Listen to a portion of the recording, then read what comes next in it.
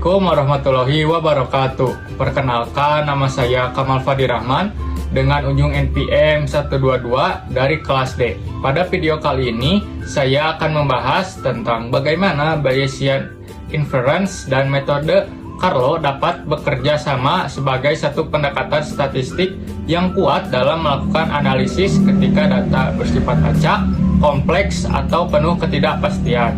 Kedua konsep ini terlihat berbeda, tetapi sebenarnya saling melengkapi dalam proses pengambilan keputusan dan juga pemodelan probabilistik. Maka dari itu, kita langsung saja ke video pembahasannya. Selamat menyaksikan. Bayesian inference adalah cara berpikir yang berfokus pada pemutakhiran keyakinan berdasarkan data terbaru. Dalam Bayesian, kita punya 3 komponen utama. Nah, yang pertama ada prior, yaitu keyakinan awal sebelum melihat data. Lalu yang kedua ada likelihood, yaitu informasi yang diberikan oleh data.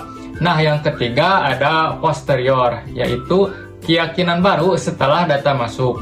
Jadi secara konsep, posterior itu sebanding dengan likelihood dikali prior. Nah, Bayesian juga menjawab pertanyaan seperti seberapa besar kemungkinan suatu parameter atau hipotesis bisa dinyatakan dengan benar setelah melihat sebuah data.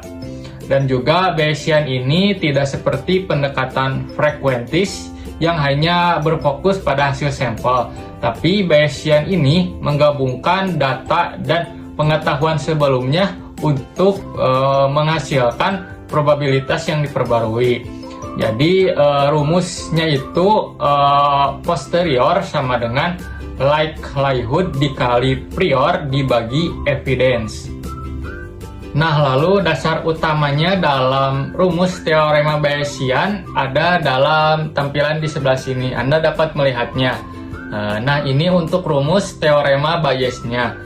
Saya akan menjelaskan secara singkat saja pendeklarasiannya, yaitu yang pertama PH, yaitu artinya prior, yaitu yang tadi saya jelaskan, yaitu keyakinan awal.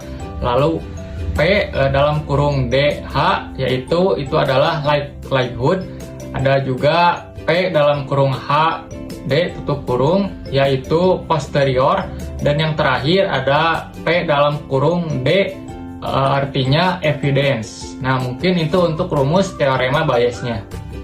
Pada Bayes juga memiliki keterbatasan, yaitu secara analitis. Nah, dalam praktiknya menghitung posterior secara matematis itu sering sangat rumit, terutama ketika distribusi tidak sederhana, model memiliki banyak parameter, dan integrasi analitik tidak bisa dilakukan.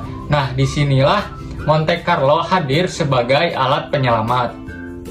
Metode Monte Carlo adalah teknik simulasi berbasis pengambilan sampel acak. Nah, pada materi yang sudah dosen saya sampaikan, yaitu tentang materi Monte Carlo, menjelaskan bahwa metode ini digunakan ketika suatu persoalan terlalu rumit untuk diselesaikan secara matematis, sehingga kita menggunakan random sampling untuk memperkirakan jawabannya. Nah, Monte Carlo juga bekerja dengan 3 prinsip. Yang pertama, menghasilkan bilangan acak, lalu mengetahui distribusi yang menjadi sumber pengacakannya. Yang ketiga, mengulangi proses sebanyak beberapa kali hingga hasilnya mendekati kondisi sebenarnya. Nah, keuntungan metode Carlo ini adalah mudah diimplementasikan, fleksibel untuk berbagai jenis persoalan, dan mampu memberikan pendekatan numerik yang mendekati nilai sebenarnya. Pada banyak kasus, prior dan likelihood dianggap berdistribusi normal. Pada materi yang sudah disampaikan oleh dosen saya, menjelaskan tentang bentuk normal-normal konjugensi. Nah, mungkin bentuk-bentuk tersebut dapat dilihat di sini. Nah, seperti ini. Nah, ini tuh bentuk Bayesian yang sangat banyak dipakai dalam machine learning. Nah, selanjutnya bagaimana sih contoh penggunaan Bayes dan Monte Carlo? Pertama-tama mungkin kita misalkan terlebih dahulu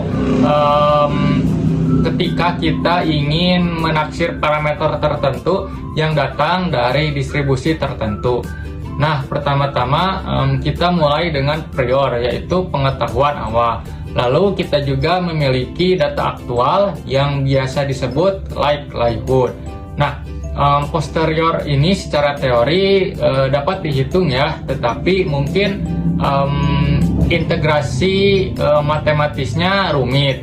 Nah, maka dari itu Monte Carlo hadir untuk menjalankan persoalan kali ini, yaitu yang pertama dengan menghasilkan ribuan atau jutaan sampel acak, lalu menggabungkan prior dan likelihood.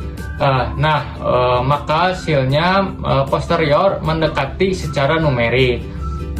Nah, mungkin kita bisa simpulkan Bayesian ini menunjukkan bagaimana posterior dapat diperoleh dari distribusi normal prior dan data. Sementara Monte Carlo menampilkan bagaimana random sampling mampu mereplikasi distribusi suatu fenomena dan memberikan estimasi mean, varians, maupun bentuk distribusinya. Nah, ini adalah rumus ketika analitis tidak bisa diselesaikan. Nah, langkahnya itu pertama-tama kita menentukan prior, mengambil sampel acak, menggunakan random generator, menghitung likelihood, lalu menghitung anormalis posterior. Nah, seperti ini. Lalu kita bisa menormalisasinya.